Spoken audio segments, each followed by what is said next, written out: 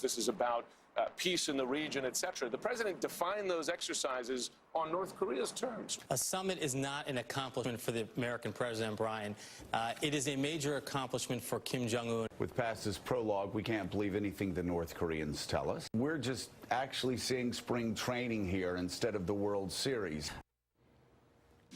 All right, that was a rather cynical view of the meeting the president had with the North Korean leader. I could have just as easily gone back in time to the overtures Barack Obama was making to the Cubans, remember that? And all the rage on the right about that.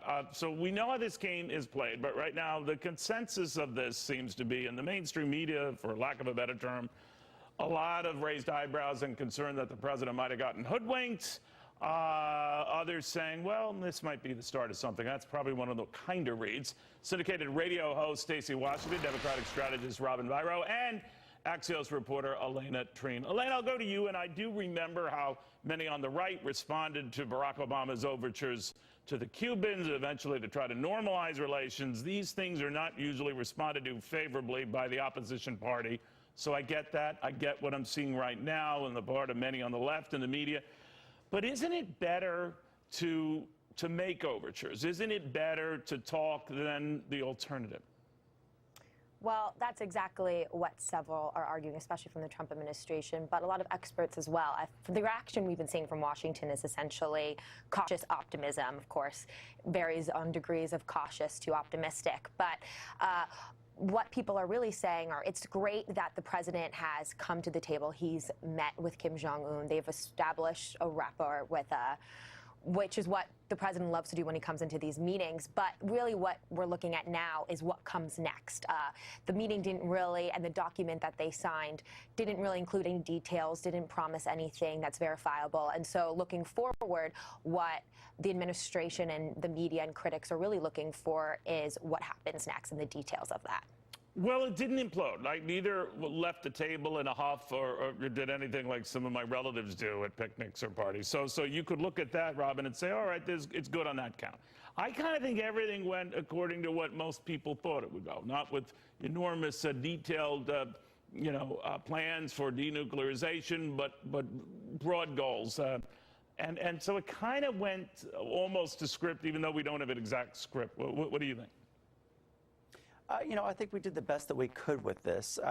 Leading up to this, I know that Kim Jong-un was asked 3 times if he was going to do total denuclearization and ignored the reporters. So the fact that we've at least started this, we've got a document, we've got some sort of a framework. Granted, there's not really much concrete in there, so let's not get out the pom-poms right now and celebrate this. But I agree, I'm a half glass full kind of a guy, so I really want this to go well. It's in the best interest of not just America, but the entire world. That bomb that they dropped in the ocean in October was bigger than the one in Hiroshima, so we really do need to be making progress here, and I think it's a start. So I'm tired of some of the cognitive dissonance on both sides, Neil. You know what's kind of weird about it, Stacey, and believe me, I'm a fan of people talking rather than people, threatening and warring, so that's a gimme. But I do find it odd that we got to this point with Kim Jong-un simply because he has lied and cheated so often in the past and built this nuclear arsenal that his bad behavior is getting him pretty good treatment. And try to explain that to your kids if one is doing everything he should and the other guy isn't. And the guy who isn't is getting all the good stuff. Well, Neil, one of the things that I think we kind of ignore in this situation with North Korea is the dynamic. So if we were dealing with some kids, so American kids who've been raised with right and wrong and know not to hit and kick and bite and punch and they make mistakes and then they're rewarded, that doesn't make sense. Sure. Yeah, but we're talking about a dictatorship, a regime that literally still has gulags and things that we haven't heard of for almost 100 years when the height of communism and all of that. So I like to temper the expectations. It's not that I was looking for, basically sex on the first date. They just met. This is their first time looking each other in the eye. Now that they've established just the initial first teensy-weensy little bite where they can actually have a relationship, Neil, now we can move forward cautiously and tentatively. And I want to point out that everyone's getting upset about President Trump saying that the exercises, the war games are going to be, postponed or canceled. They're still on the schedule. Nothing has changed. So if 90 days from now, there's a lot of drama going on. Those war games will still happen. So I think, give President Trump a little bit of credit and also temper the cheerleading and just understand it was the first bite. It was a very profound comment, but I still can't get past the sex on the first date thing and the images that came up. But it's all right. It's fine. I know where you're going with that. Elena, is there a sense that the president intimated another meeting, another powwow, maybe even a White House visit for the North Korean leader? How do you feel about that? Well, that is just a huge win for North Korea. For the fact that someone who has these human rights abuses would be invited to the White House is a huge win. We've never seen this before, obviously. That historic handshake was the first time a U.S. president has done that with the North Korean leader of any of these regimes. But so that's a huge win, and that's also something that a lot of critics are pointing to with the positioning of the flags, that they were considered equals because the North Korean flag was placed right next to the American flag.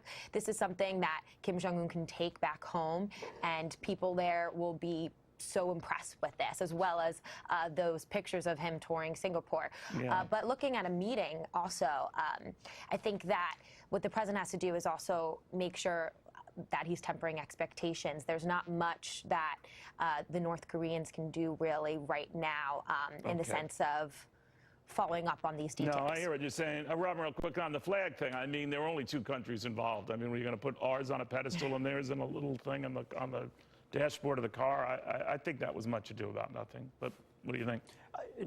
Yeah, I completely agree with you. What I'm happy about, though, is that we're keeping the tariffs in place for North Korea. Right. That's smart. And I think Pompeo had a masterful move when he said, if you're serious about this, start sending your nuclear weapons over for denuclearization and put your money where your mouth is.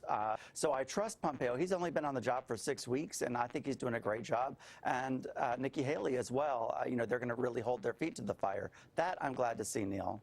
All right. I want to thank you all very, very much. Some historical perspective here. Before we close out this segment, I want to read to you a line from, I believe, the New York Times. They will never talk to each other. The fact that they will ever recognize each other is naive on the part of the administration. These talks are all show, no substance. Nothing will come of them. Good luck at Camp David. Referring to the Camp David Accords that resulted in Israel and Egypt recognizing each other and to this day doing business with each other.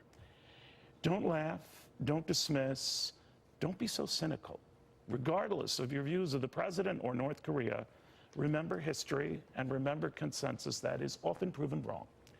More after this.